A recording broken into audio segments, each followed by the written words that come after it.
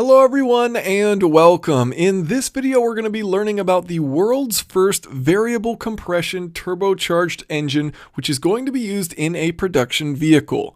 I'm super happy to say that this video is made in partnership with Infiniti, who flew me out to the Detroit Auto Show to see the engine in person and talk with Infiniti engineers to learn all the details about how this engine works. And there's a lot of innovation going on. Aside from the obvious of changing compression ratio, we'll also chat about the cylinder liner, balancing characteristics, efficiency characteristics, as well as some of the testing to ensure reliability. So the initial question is, what's a compression ratio and why create a car with a variable compression ratio in the first place? Well, the compression ratio, or the ratio of the maximum cylinder volume to the minimum cylinder volume, can be used to create efficiency and power characteristics of an engine. Now, Infiniti wanted to design an engine that could match the power of a naturally aspirated 6-cylinder engine while still achieving the efficiency and torque characteristics of smaller diesel engines, all with improved emissions. So how exactly does it work? Well, the engine operates on the same basic 4 strokes as any other engine: intake, compression, power, and exhaust. That said, it can completely alter the compression ratio to target increased horsepower or increased fuel economy. There are 4 basic steps for changing the compression ratio in this engine. First, a harmonic drive, essentially an electric motor, rotates an actuator arm. Second, the actuator arm rotates a control shaft, similar in principle to a camshaft, which forces a lower linkage to move up or down based on the orientation of the cam lobe. Third, the lower link changes the angle of the multi-link, which is connected by an upper link to the piston. Finally, the upper link moves from the multi-link's rotation, which causes the piston to move up or down, changing the compression ratio. So for example, if the engine was operating in its power mode but wanted to switch to an efficiency mode, the harmonic drive as shown would rotate to the left. This would then rotate the control shaft, which would pull the lower link slightly down. This would rotate the multi-link slightly to the right, which would then force the upper link slightly upward, decreasing the space between the piston and the cylinder head, thus increasing the compression ratio. Okay, so now that we understand how it works, why would you want to switch between compression ratios? Starting with the scenario of creating maximum horsepower, a low compression ratio of just 8:1 is used. This is because the engine is turbocharged. So when you pull in significantly more air and fuel with the turbocharger, you can make significantly more power. However, the likelihood of engine knock increases. Engine knock can be destructive to an engine. However, by using lower compression ratios, you can reduce the likelihood of it occurring. So when the engine is creating its peak power of 268 horsepower or its peak torque of 287 pound-feet, it's doing so by lowering the compression ratio and maximizing boost with the turbocharger. Switching between the two extremes, from a compression ratio of 8:1 to 14:1, or vice versa, can happen in 1.2 seconds. So what about when the engine operates at peak efficiency, at a ratio of 14:1? Well, generally speaking, the higher a compression ratio used, the greater the thermal efficiency of an engine is. In other words, high compression ratios mean better fuel economy.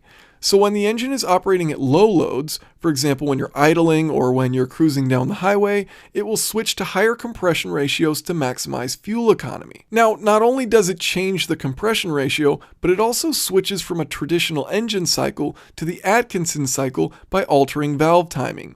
The Atkinson cycle leaves the intake valve open for a short duration of the compression stroke, which means some of the air-fuel mixture is pushed out of the cylinder. What this does is effectively cause the expansion ratio, the piston moving down, to be greater than the compression ratio, the piston moving up, which allows the engine to get the maximum amount of useful work out of combustion. Now, so far I've made it seem like the engine operates in 2 distinct modes, but in reality it's fully variable and can operate at any unique compression ratio between 8:1 and 14:1.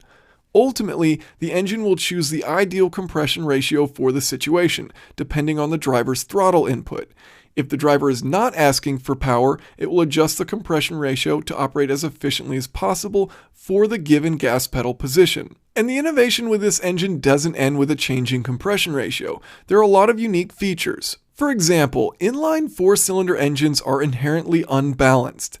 That means that the engines vibrate, and so to compensate, four-cylinder engines often use balancing shafts, which add complexity and consume power, but eliminate the vibration. The reason four-cylinder engines are unbalanced is because of the crankshaft design, which creates a secondary force that is not balanced out based on the movement of the piston. You'll notice, however, that this engine doesn't have balancing shafts, and that's because the geometry of the crankshaft assembly does not cause the piston to create a secondary imbalance. To my knowledge, there's no other inline four-cylinder engine out there that won't have secondary balancing issues without the use of balancing shafts.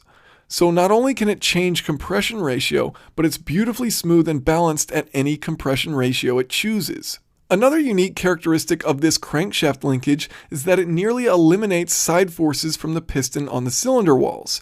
In a typical engine, a piston will have a large opposing side force on the cylinder wall as it also pushes downward, rotating the crankshaft. This is because with normal engines, the connecting rod is at a significant angle when rotating the crankshaft. This engine, however, maintains a nearly vertical connecting rod for the combustion stroke as the piston is moving downward, which eliminates the side force from combustion against the cylinder wall. With less force against the cylinder wall, there's less friction, and as the force is all in the desired direction, this is more efficient. Now, looking at the cylinder liner, you'll notice it's very shiny and reflective. This so-called mirror coating is the result of the same plasma sprayed cylinder liner that's used on the Nissan GT-R. After the plasma spray is applied, there's a very fine cylinder bore honing, which ultimately leaves behind a very strong, durable, and highly reflective cylinder liner. The engine also uses both direct injection and port injection. It was found that the most efficient combustion at low loads occurred with both port and direct injection active, and this also helps to keep the valves clean. At higher loads, only direct injection is used, which meets the power demands and allows for precise fuel injection timing. Now, looking at all of the linkages below the piston, it can seem a bit complex, and complexity can lead to reliability concerns. So I asked Infinity's engineers about their testing protocols, which were used to develop this engine, and what made them confident in the engine's reliability. The testing for this engine, as you might imagine, was quite extensive. The final product is the result of the engine going through over 100 different prototype iterations. From there, the engine has been through over 3 million kilometers of equivalent road testing and 30,000 hours in test beds.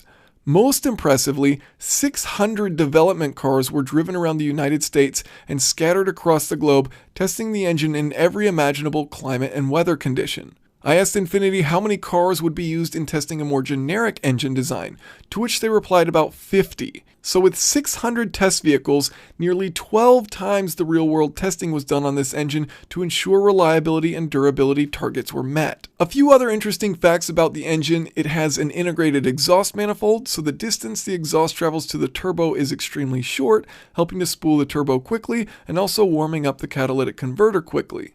The total height of the engine is actually the exact same as other four cylinders, rather than taller from the added linkage. It uses premium octane fuel, and it will be first sold in the Infiniti QX50, though it has also debuted in the Q Inspiration, a concept car highlighting Infiniti's future design language. So a huge thank you to Infiniti for bringing me out to the Detroit Auto Show, giving me an inside look at how this engine works, and of course for sponsoring this video, and thank you all for watching. If you have any questions or comments, please feel free to leave them below.